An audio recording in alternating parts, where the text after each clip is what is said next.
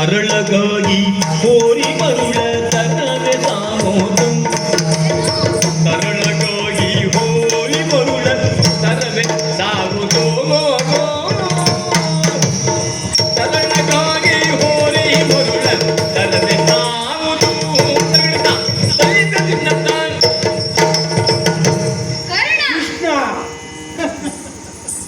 ಏನು ಕೃಷ್ಣ ಏನು ಏನು ಇಲ್ಲಿವರೆಗೆ ದಯಮಾಡಿಸಿದ್ದು ಬರುವಂತೆ ಮಾಡಿದವರು ಯಾರು? ಸಮರಕ್ಕೆ ಬಂದದ್ದು ಮತ್ತೆ ಯಾವತ್ತಾದ್ರೂ ಸಮರಾಂಗಣಕ್ಕೆ ಬಂದದ್ದು ಇದೆಯಾ ನೀನು? ಇಲ್ಲೇನಾದ್ರೂ ಊಟದ ವ್ಯವಸ್ಥೆ ಮಾಡಿದೀಯ? ನಿನ್ನ ಅಜ್ಜ ನಿನಗೆ ಹೆಸರಿಟ್ಟಿದ್ದೇನು? ಏನಂತ? ಸಮರ ಪಲಾಯನ ಮಾಡುವ ಅಂತ. ಯಾರು ನಾನ? ನೀವೆಲ್ಲ ಅಂದುಕೊಂಡದ ಹಾಗೆ ರಣದಲ್ಲಿ ಯಾವತ್ತಾದ್ರೂ ಇದ್ದದ್ದು ಹೋರಾಟ ಮಾಡಿದ್ಯೋ? ಹೆಚ್ಚಂದ್ರೆ ಒಂದು ಸಾರಥ್ಯ ಮಾಡಿದ್ದು ಕೇಳಿದ್ದೇವೆ. ಎನ್ನಿ ಎಲ್ಲ ಹೇಗೆ ನಿನ್ನ ಕತೆ? ಏನ ಕತೆ? ಎಲ್ಲ ಓಡುದೆ ಅಲ್ಲ ಎಲ್ಲ ಓಡಿ ಯುದ್ಧ ಮಾಡ್ಲಿಕ್ಕೆ ಆಗೋದಿಲ್ಲ ಅಂತ ಹೇಳಿ ನಂದ ಗೋಕುಲವ ಬಿಟ್ಟು ದ್ವಾರಕಾವತಿ ನೆನೆಸಿದವರು. ಆದ್ರೆ ಒಂದು ಬುದ್ಧಿವಂತ ನೀನು, ಏನು ಪಲಾಯನ ಮಾಡಿಯೂ ಕೂಡ ಕೊಲ್ಲಬಲ್ಲ ಹೋಯ್ತಿ. ಅದಕ್ಕೆ ಆ ರೀತಿ ನಾವು ನಿಮ್ಗೆ ಹೆದರ್ಬೇಕಾಗುತ್ತೆ. ಯಾಕಂದ್ರೆ ಕಾಲಯವನ್ನ ಓಡಿಸ್ಕೊಂಡು ಬಂದ್ರೆ ಓಡಿ ಯಾವುದೋ ಗುಹೆಯಲ್ಲಿ ಅಡಗಿ ಮುಚ್ಚುಕೊಂಡು ನಿನ್ನ ಸಾಯೋ ಹಾಗೆ ಮಾಡಿದ್ದೀಯ. ಹಾಗೆ ಒಂದು ರೀತಿಯಲ್ಲಿ ನಾನು ಹೆದರ್ಬೇಕಾಗುತ್ತೆ. ಹಾಗೆ ಪಲಾಯನ ಮಾಡಾಗ ನಿನ್ನ ಹಿಂದೆ ನಾವು ಬರಬಾರ್ದಷ್ಟೇ ಅಲ್ಲ. ಈಗ ಯಾಕೆ ಬಂದದ್ದು ನೀನು? ಸಮರಕ್ಕೆ ಯಾವ ಉದ್ದೇಶ? ಅಲ್ಲ ಸಮರಕ್ಕೆ ಬಂದು ಎಂತ ಮಾಡ್ತಾರೆ? ಉದ್ದೇಶ ಇರುವುದಿಲ್ಲ. ರಾಜ್ಯವನ್ನ ಕಸಿಲಿಕ್ಕೆ ಬಂದದ್ದ ಅಲ್ಲ ಅಥವಾ ಯಾರು ಗೋಪಿಕಸ್ತ್ರೀಯರು ಇದ್ದಾರೆ ಅಂತ ಬಂದೆಯೋ? ಮತ್ತೆ ಅಲ್ಲ ಇಲ್ಲೆಲ್ಲ ಅವ್ರು ಸಿಗುದಿಲ್ಲ ಅಂತ ನನಗೆ ಗೊತ್ತು. ಯಾರ್ಯಾರು ಎಲ್ಲಿ ಸಿಗ್ತಾರೆ ಅಂತ ಅದು ಪ್ರಜ್ಞೆ ಇದ್ದೇ ಬಂದವನ್ನ. ನನಗೋಸ್ಕರ ಬಂದಿದ್ದೀಯಾ? ಹೌದು, ನನ್ನ ಮಗನನ್ನು ಸೆರೆಮನೆಗೆ ಹಾಕಿದ್ದೀರಲ್ಲ ನೀವು. ಬುದ್ಧಿಗೇಡಿಗಳಂತ ಜಾಂಬವತಿಯ ಮಗ ಅಲ್ವಾ? ಹೌದಾ? ಆ ಜಾಂಬವತಿ ಯಾವ ಮಗ? ಜಾಂಬವಂತ ಯಾವುದೋ ಹುಡುಗಿಯನ್ನು ಸಾಕ್ತಾ ಇದ್ದ. ಹಾಗೆ ಯಾವುದೋ ಒಂದು ಮಗು ಸಿಕ್ತು, ಆ ಮಗುನು ತಂದ. ಜಾಂಬವತಿ ಅವಳು ತೂಗ್ತಾ ಇದ್ಲು. ನಿನಗೆ ಮಣಿಯನ್ನು ಕೊಟ್ಟು ಜಾಂಬವತಿ ಕೊಟ್ಟು ಕಳಿಸಿಕೊಟ್ಟ. ಹಾಗೆ ಆ ಮಗುವನ್ನು ಕೂಡ ಕಳಿಸಿಕೊಟ್ಟ. ಅದೇ ಮಗುವ ಸಾಂಬ ಅಥವಾ ನಿನಗಿದ್ದಾರಲ್ಲ 16,108 ಆ ಮಕ್ಕಳು ಅವರ ಹಾಗೆ ಇವನೊಬ್ಬ ತಾಳನೆಯೇ? ಎಲ್ಲರೂ ನನ್ನ ಮಕ್ಕಳೇ ಅಂತ ಭಾವಿಸುವವನು ನಾನು. ಅವರ ಮಗ ಬೇರೆ ಇವರ ಮಗ ಬೇರೆ ಅಂತ ಅಲ್ಲ. ವಿಶಾಲ ಬುದ್ಧಿ. ಸಾಂಬ ನನ್ನ ಮಗ. ಆದರೂ ಆ ತಳನಿಗೋಸ್ಕರ ಯುದ್ಧ ಮಾಡಿ ಹೋರಾಡಿ ನೀನು ಸಾವು ತರುವುದು ಉಚಿತವೇ? ಯಾಕೆ ಸಾವಿಗೆ ಆಮಂತ್ರಣ ನೀಡುತ್ತೀಯಾ? ನನಗೆ ನೀನು ಉಪದೇಶ ಮಾಡುದಾ? ಮಾಡ್ಬೇಕಾಯ್ತಲ್ಲ. ಅಲ್ಲ ನೀನು ಎಂತ ಅಂತ ನನಗೆ ಗೊತ್ತಿಲ್ವೇ? ಏನು ವೇಷವ ಬದಲಿಸಿ ವಿದ್ಯೆಯ ಕಲಿಯಲು ಮೋಸಿಗ ತೆರಳಿರಲು ಹೃದಯ ಪ್ರತಿನ್ನತ ಮುಂದದಿ ಮೃದಗದ ದೈ ದೈ ದೈ ಮುಂದದಿ ಮೃದ ದೈ ದೈ ದೈ ದೈ ಮುಂದದಿ ಮೃದಗ ದೈ ದೈ ದೈ ದೈ ಸ್ವಾತಂತ್ರ್ಯಗಳ ತಾಯಿನದಿನ್ನತ ವೇಷವ ಬದಲಿಸಿ ವೇಷವ ಬದಲಿಸಿ ವಿದ್ಯೆಯ ಕಲಿಯಲು ಮೋಸಿಗ ತೆರಳಿರಲು ಮೋಸದಿ ತೆರಳಿರಲು ವೇಷವ ಬದಲಿಸಿ ವೇಷವ ಬದಲಿಸಿ ವೇಷವ ಬದಲಿಸಿ ವೇಷವ ಬದಲಿಸಿ ವಿದ್ಯೆಯ ಕಲಿಯಲು ಮೋಸಿಗ ತೆರಳಿರಲು ಮೋಸಿಗ ತೆರಳಿರಲು ವೇಷವ ಬದಲಿಸಿ ವೇಷವ ಬದಲಿಸಿ ವೇಷವ ಬದಲಿಸಿ ವಿದ್ಯೆಯ ಕಲಿಯಲು ಮೋಸಿಗ ತೆರಳಿರಲು ಮೋಸಿಗ ತೆರಳಿರಲು ದೋಷದಿ ಭಾರ್ಗವ ಶಪಿಸಲು ದೋಷದಿ ಭಾರ್ಗವ ಶಪಿಸಲು ಸೊಕ್ಕಿಗೆ ಅಸರೆ ಸಿಗಲಿಲ್ಲ ಆಸರೆ ಸಿಗಲಿಲ್ಲ ಸೊಕ್ಕಿಗೆ ಆಸರೆ ಸಿಗಲಿಲ್ಲ ರೋಷದಿ ಭಾರ್ಗವ ಶಪಿಸಲು ಸೊಕ್ಕಿಗೆ ಅಸರೆ ಸಿಗಲಿಲ್ಲ.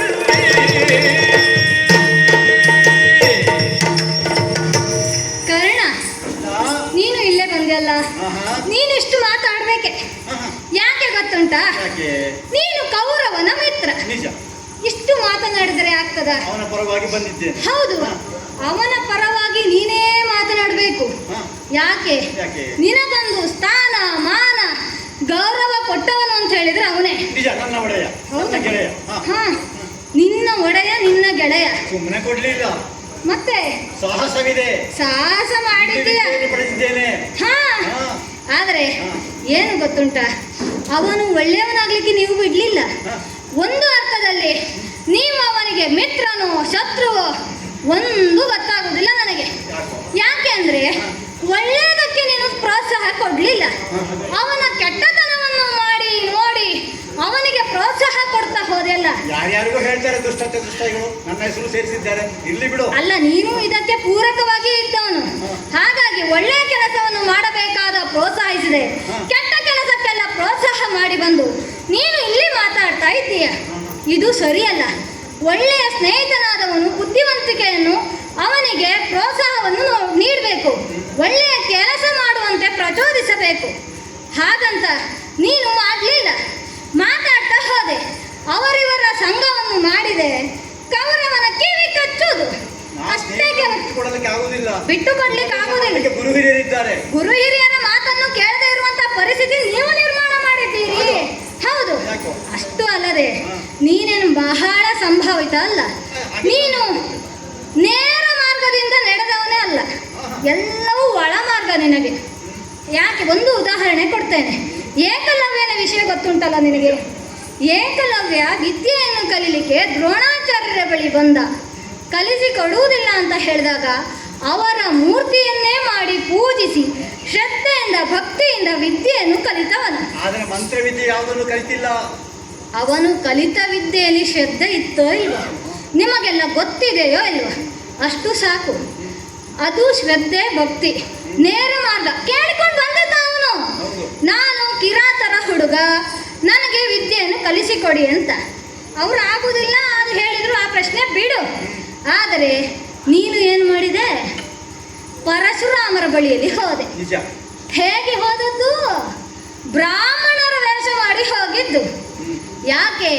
ಪರಶುರಾಮರು ಬ್ರಾಹ್ಮಣರಿಗಲ್ಲದೆ ಕ್ಷತ್ರಿಯರಿಗೆ ವಿದ್ಯಾದಾನ ಮಾಡುವುದಿಲ್ಲ ಅಂತ ಹೇಳಿ ಮಾಡಿದಂತ ನಿಯಮಗಳು. ಹೌದು, ಅದು ನಿನಗೆ ಗೊತ್ತಿತ್ತಲ್ಲ, ನಿನಗೆ ಕಲಿಬೇಕು ಅಂತ ಹೇಳಿ ಇತ್ತಲ್ಲ, ಅದಕ್ಕೆ ವೇಷ ಮಾಡಿಕೊಂಡು ಹೋದದ್ದು. ಹೇಗೆ? ಒಂದು ಜುಟ್ಟನ್ನು ಕಟ್ಟಿದೆ, 3 ಪಟ್ಟೆಯನ್ನು ಹಾಕಿದೆ, ಪಟ್ಟೆಯನ್ನು ಉಟ್ಟೆ ಹೋದೆ. ಇನ್ನೊಬ್ಬರಿಗೆ ಮೋಸ ಆಗಲಿಲ್ಲ. ಮತ್ತೆಂತ ವಿದ್ಯೆಗೆ ಮಾತ್ರ ಅಲ್ಲ. ನೀನು ಮೋಸ ಮಾಡಿದ ಯಾರಿಗೆ? ಗುರುವಿಗೆ ಮೋಸ ಮಾಡಿದವನು. ಯಾವ ರೀತಿಯ ಮೋಸವೂ ಮಾಡಿಲ್ಲ. ಮೋಸವನ್ನು ಮಾಡಿ ವಿದ್ಯೆಯನ್ನು ಕಲಿತೆ. ಆದ್ರೆ ವಿಷಯ ಅವರಿಗೆ ಗೊತ್ತಾಯ್ತಲ್ಲ. ಆದ್ರೆ ಏನಾಯ್ತು? ಅವರು ಶಪಿಸಿದರು. ಅಲ್ಲ, ಗುರುಗಳಿಂದಲೇ ಶಾಪಗ್ರಸ್ತನಾಗಿ ಬಂದವನು ನೀನು ಇಲ್ಲಿ ಬಂದು ಉಪದೇಶ ಮಾಡ್ತಾ ಇದ್ದೀಯ. ಸಕಾಲದಲ್ಲಿ ನೀನು ಕಲಿತ ವಿದ್ಯೆ ನಿನ್ನ ಕೈ ಸೇರದೇ ಇರಲಿ ಅಂತ ಶಪಥ ಮಾಡಿದಾರೆ ಅವರು. ಆದ್ರೆ ಕಲ್ತದ್ದು ಪ್ರಯೋಜನಕ್ಕೆ ಬಂತ? ಏನು ಪ್ರಯೋಜನಕ್ಕೆ ಬರಲಿಲ್ಲ. ಅರ್ಧ ಸತ್ಯವನ್ನು ಹೇಳಿದ್ದೀಯ, ಈ ಕಡೆ ಇನ್ನೊಂದು ಅರ್ಧ ಸತ್ಯವಿದೆ. ಇನ್ನೂ ಮೋಸ ಮಾಡಿದ್ದೀಯೋ?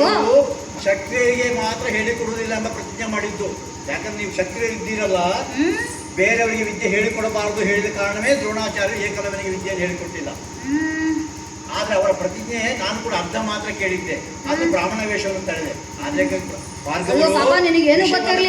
ಆಗ ಕ್ಷತ್ರಿಯ ಅಲ್ಲ ಅಂತ ತಿಳಿದ ಮೇಲೆ ದುಶ್ಶಾಪವನ್ನು ಕೊಟ್ಟಿದ್ದಾರೆ. ಹಾಗಾಗಿ ಅವಸರದಲ್ಲಿ ಮರೆತು ಹೋದರೆ ಒಬ್ಬ ಸಾರಥಿಯನ್ನು ಇಟ್ಕೋ, ಅಶ್ವಹೃದಯವನ್ನು ಬೆಳೆದ ಸಾರಥಿ ನಿನಗೆ ಆಗಾಗ ಯಾವ ಅಸ್ತ್ರ ಬಿಡಬೇಕು ಅಂತ ಹೇಳಿ ಕೌಶಲವನ್ನು ತೋರಿಸಬಹುದು, ಯುದ್ಧ ವಿದ್ಯೆ ತೋರಿಸಬಹುದು ಅಂತೇಳಿ ಆಶೀರ್ವಾದವನ್ನು ಕೊಟ್ಟು ಅಗೋ ಅವರು ನೀಡಿದಂಥ ಭಾರ್ಗವ ಗಮನಿಸು. ಕತೆ ಅರ್ಧಂಬರ್ಧ ಕಥೆಗಳೆಲ್ಲ ಬಿಟ್ಟುಬಿಡು. ಅಲ್ಲ, ಅರ್ಧಬರ್ಧ ಕಥೆಯನ್ನು ಕೇಳಿಕೊಂಡು ಬಂದವ ನಾನಲ್ಲ. ಪ್ರಪಂಚದ ಎಲ್ಲ ವಿಷಯಗಳು ನನಗೆ ಗೊತ್ತಾಗ್ತದೆ. ಅರ್ಧ ಸತ್ಯ ಹೇಳಿದಲ್ಲ ನೀನು ಮಾಡಿದ ಹಾಗೆ. ಪಾಪ ಗುರುಗಳು ಇನ್ನೇನು ಶಿಷ್ಯ ಅಂತೇಳಿ ಏನೋ ಉತ್ಸಾಹವನ್ನು ಕೊಟ್ಟಿದ್ದಾರೆ, ಅದನ್ನೇ ಹಿಡಿದುಕೊಂಡು ಇಲ್ಲಿ ಬಂದೆ ಅಂತ ಆದ್ರೂ ನನ್ನ ಕೈಯಿಂದ ಪೆಟ್ಟು ತಿಂದು ಸಾಯ್ತೀಯ.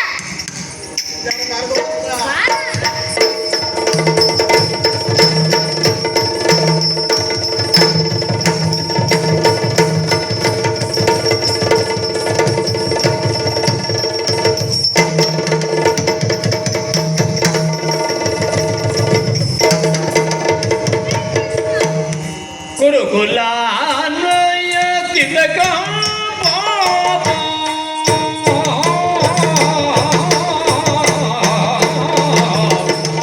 ಕುರುಕುಲಾನಯ ತಿಲಕ ಪಾರೇ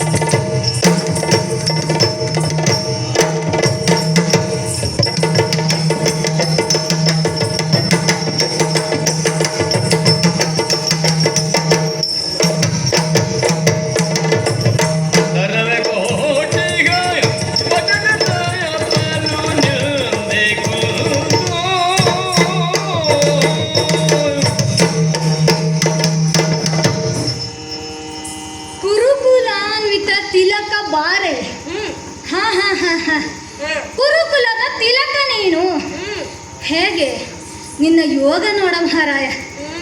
ನೀನು ಇಲ್ಲಿಯ ದೊರೆಯಾಗಿದ್ದೀಯ. ಯೋಗ ನಿನ್ನದ್ದು ಹೌದು. ಯಾಕೆ ಹೇಳು? ಯಾಕೆ? ಸಾಧನೆಯಿಂದ ಮಾಡುವುದು ಒಂದು ಯೋಗ. ಯೋಗದಿಂದಲೇ ಪಡೆಯುವುದು ಒಂದು ಅಧಿಕಾರ. ನಿನಗೆ ಸಿಕ್ಕಿದ್ದು ಎಲ್ಲರಿಗೂ ಆಗುವುದಿಲ್ಲ, ಹಣೆಯಲ್ಲಿ ಬರೆದಿರಬೇಕು. ಯೋಗ ಇದ್ರೆ ಮಾತ್ರ ಸಿಗ್ತದೆ.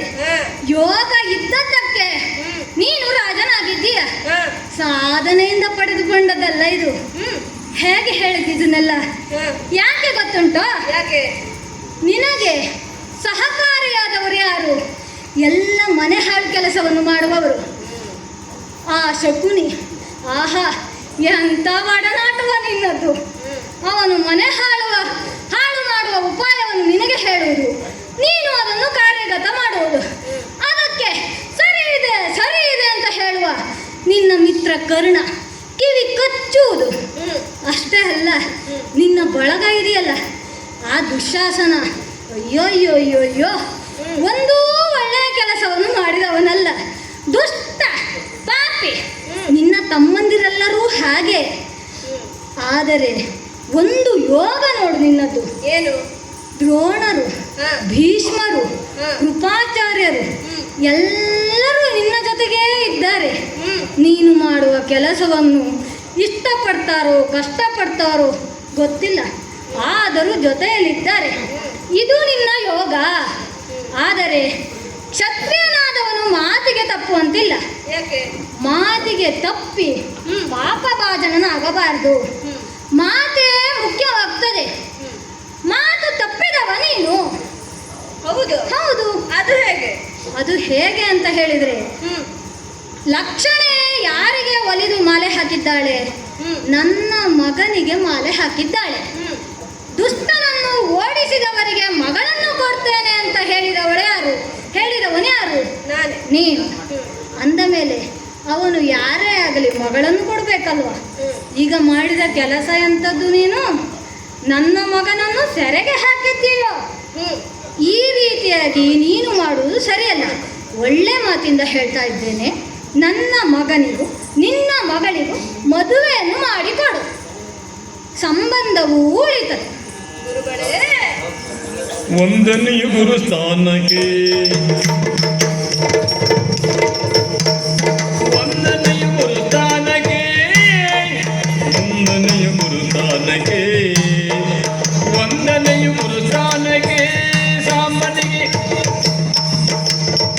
ಸಾಂಬನಿಗೆ ಮಗಳನ್ನು ಕೊಡಲು ಟೀಕೆ, ಸಾಂಬನಿಗೆ ಮಗಳನ್ನು ಕೊಡಲು ಟೀಕೆ.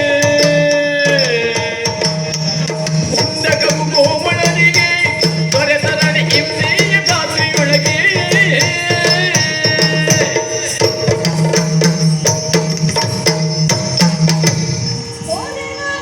ಏನೋ ನಮ್ಮ ಮನೆಗೆ ಬಂದಿದ್ದೀಯ?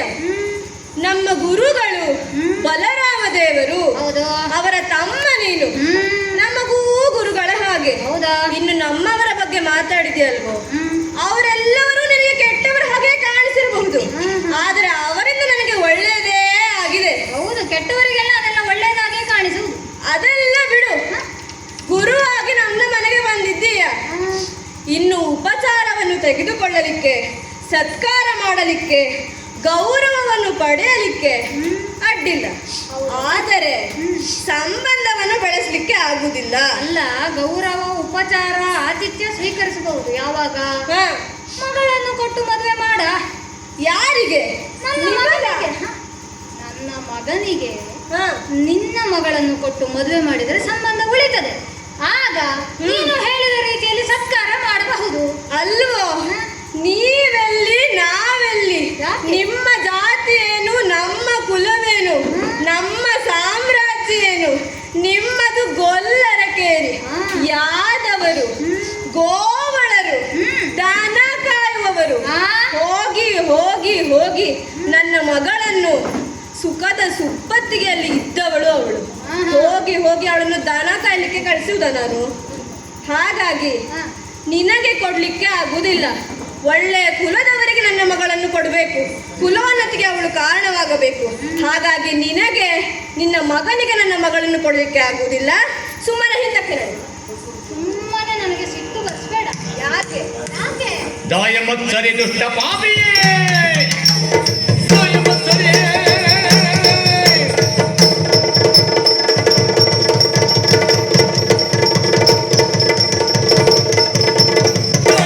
ದುಷ್ಟ ಪಾಪಿಯ ನ್ಯಾಯವೆಂಬುದೇ ನೋಡೆನೆಂದರೆ ನ್ಯಾಯವೆಂಬುದೇ ನೋಡೆನೆಂದರೆ ನ್ಯಾಯ ಬೇಡುವ ಗರುಡ ಶಕುನಿಯ ಮಾತ ಕೇಳಿ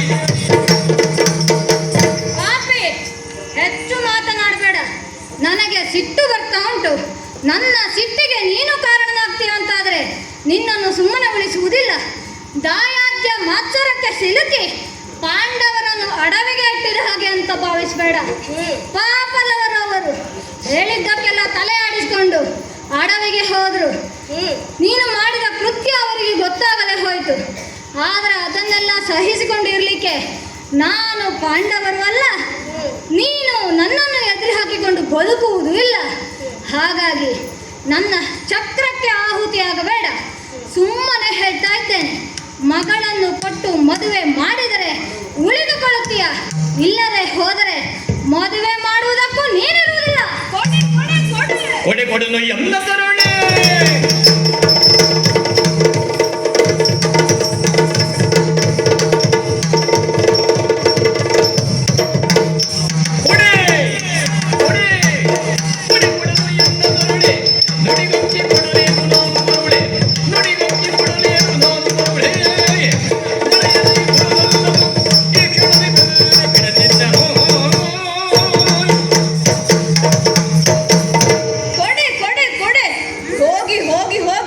ನಿಮ್ಮಂತವರಿಗೆ ನನ್ನ ಮಗಳನ್ನು ಕೊಡುವುದಾ?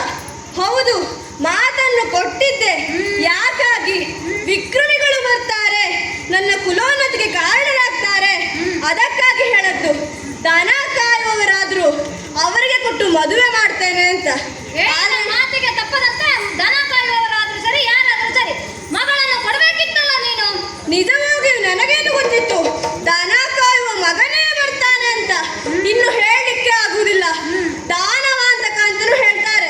ನೀನು ದಾನವರಿಗೆ ಸ್ನೇಹಿತನೂ ಹೌದು, ಶತ್ರುವೂ ಹೌದು. ನಿನ್ನ ಬಳಗವೇ ಹಾಗೆ. ಯಾರಿಗೆ ಗೊತ್ತುಂಟು, ಆ ರಾಕ್ಷಸನನ್ನು ಇಲ್ಲಿಗೆ ಬರಲಿಕ್ಕೆ ಹೇಳಿದ್ದೂ ನೀನೇ ಇರಬಹುದು. ಅವನನ್ನು ಕಾಪಾಡಲಿಕ್ಕೆ, ನನ್ನ ಮಗಳನ್ನು ಕಾಪಾಡಲಿಕ್ಕಾಗಿ ನಿನ್ನ ಮಗನನ್ನು ಕಳಿಸಿರಬಹುದಲ್ಲ. ಹಾಗಾಗಿ ಇಂಥದ್ದೆಲ್ಲ ನಾವು ನಂಬುವುದಿಲ್ಲ. ಸುಮ್ಮನೆ ಯುದ್ಧವನ್ನು ಮಾಡು, ನನ್ನ ಮಗಳನ್ನು ಕೊಡುವುದಿಲ್ಲ. ಯುದ್ಧಕ್ಕೆ ಬರ. ಇಷ್ಟವಾದಂತಹ ನಿನಗೆ ತಲೆಗೆ ಬರೋದೆಲ್ಲ ಇಂಥದ್ದೇ. ಇನ್ನ ತಲೆಯನ್ನು ತೆಗಿತಾನೆ ಬಾರ.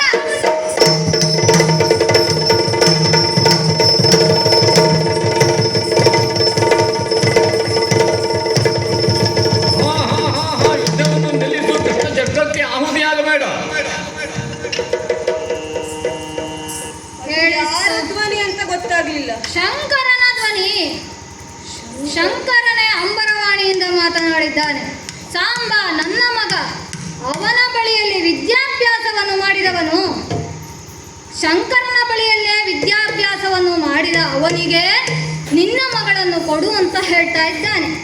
ಇದಕ್ಕೂ ನಿನ್ನ ಉತ್ತರ ಆಗುವುದಿಲ್ಲ ಅಂತ ಬಂದರೆ ನಾನು ಏನು ಮಾಡ್ಲಿಕ್ಕಾಗುವುದಿಲ್ಲ. ಚಕ್ರವನ್ನು ಕಳಿಸ್ತೇನೆ. ಇಲ್ಲ ಇಲ್ಲ ಇಲ್ಲ ಇಲ್ಲ, ದೇವರೇ ಕೈಯನ್ನು ಎತ್ತಬಾರದು.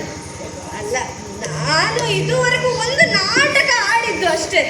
ಅಲ್ಲ, ಒಮ್ಮೆಲೆ ನೀನು ಬಂದಾಗ ಒಮ್ಮೆಲೆ ನನ್ನ ಮಗಳನ್ನು ಕೊಡ್ತೇನೆ ಅಂತ ಹೇಳಲಿಕ್ಕೆ ಆಗ್ತದ? ಹಾಗಾಗಿ ಒಂದು ಯುದ್ಧದ ರೀತಿಯಲ್ಲಿ ಆಡಿದ್ದು ಅಷ್ಟೇ. ಮತ್ತೆ ದೇವರ ಹೇಳಿದ ಮೇಲೆ ನಾವು ಇಲ್ಲ ಅಂತ ಹೇಳಲಿಕ್ಕೆ ಆಗ್ತದ? ಇನ್ನು ಈಶ್ವರನ ಧ್ವನಿಯಂತೆ ಕೇಳಿದ್ರೆ ಭಯವಾಗ್ತದೆ. ಇರಲಿ, ನಮಗೆ ಯಾವ ಆಕ್ಷೇಪವೂ ಇಲ್ಲ. ಎಲ್ಲಿ ಮದುಮಗ